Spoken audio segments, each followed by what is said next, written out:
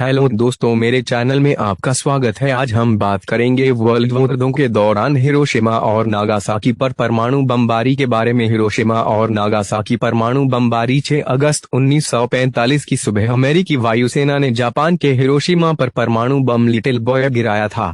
3 दिनों बाद अमेरिका ने नागासाकी शहर पर फैट मैन परमाणु बम गिराया।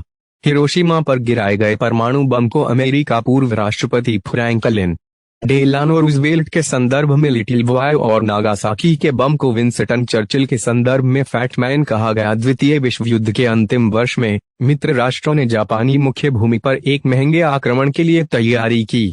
यह उपक्रम एक पारंपरिक और फायर बम्बिंग अभियान से पहले था जिसने 64 जापानी शहरों को तबाह कर दिया था। यूरोप में युद्ध तब समाप्त हुआ जब जर्मनी ने 8 मई 1945 को आत्मसमर्पण कर दिया और मित्र राष्ट्रों ने अपना पूरा ध्यान प्रशांत युद्ध की ओर लगाया।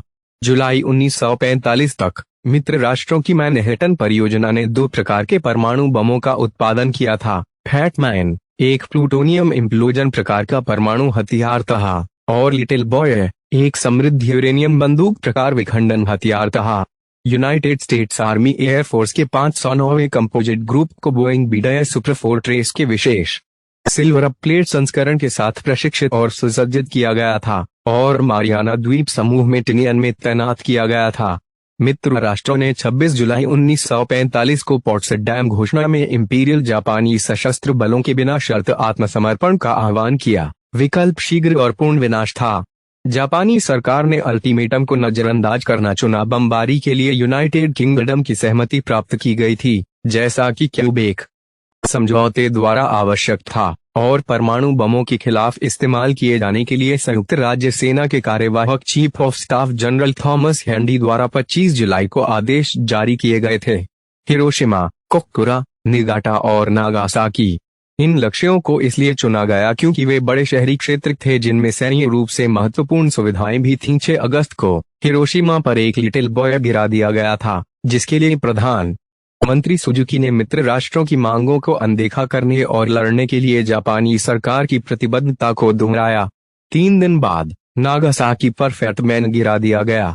हिरोशिमा में 1,20,000 सामान्य नागरिकों के साथ 20,000 सैनिकों की मौत। HUI नागासाकी में भी यही स्थिति थी। इसके बाद के महीनों तक कई लोग जलने, विकिरण बीमारी और चोटों के प्रभाव से मरते रहे। बीमारी और कुपोषण के कारण सोवियत संघ के युद्ध की घोषणा और नागासाकी पर बमबारी के 6 दिन बाद जापान ने 15 अगस्त को मित्र राष्ट्रों के सामने आत्मसमर्पण कर दिया।